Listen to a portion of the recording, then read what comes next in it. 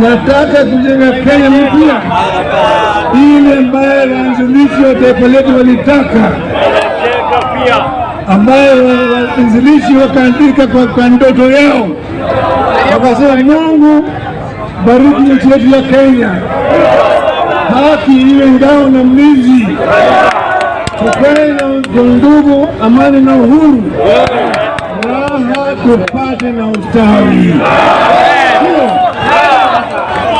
Miaka karibu 60 sasa, mpaka sasa na Kenya bado hajaona raha. Mwana raha hiyo, mwana raha. Ukiona vijana wetu, watu wetu wote kuna huzuni katika macho yao, sio? Tunataka kutoa huzuni, tulete furaha, tupigane na wale maadui wetu manne makubwa: ugonjwa, ujinga, umaskini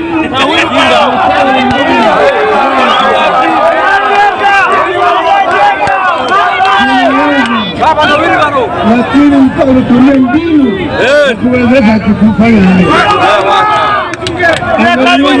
Nchi ya China ndani ya miaka 30 imetoa watu milioni 300,000, milioni 300 kwa hali ya ufukara mpaka wakapeleka kwa hali ya utajiri.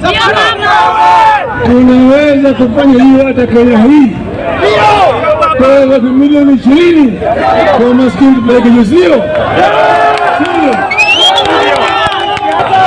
Kazi ya vijana inapewa mafunzo, alafu wanapata kazi ya maana. Sio unaambia watu vijana kazi ni kazi, kazi ni kazi, takataka.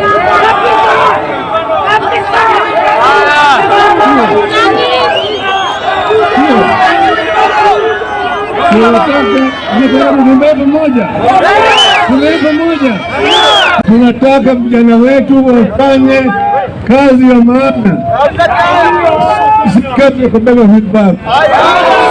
Ndio kubeba wilbaro, ndio kubeba wilbaro. Tunataka kazi ya maana. Hiyo ndio sababu nataka tuungane pamoja na sisi. Tayari tutembee pamoja. Vijana tayari. Nataka vijana wachukue vitambulisho na wachukue kura. Sawa?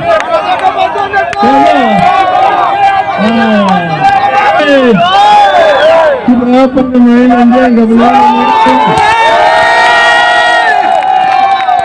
Tuko na James Orengo. Tuko hapa na Edwin Sifuna. Tuko pale na Senator Gladys Wanga. Tuko pale na Senator Moses Kajwang'. Tunaona pale upande hii tuko na gavana wetu hapa, ndiye ametukaribisha hapa kwa sasa. Tuko vile vile na mzee SK Macharia, sawa. Na tuko vile vile Speaker Francis Ole Kaparo, sawa. Hao wote wako pamoja na sisi. Nikisema mnasemeni inawezekana, sawa? Sawa? Amani, amani, umoja, umoja, uchumi bora, uchumi bora.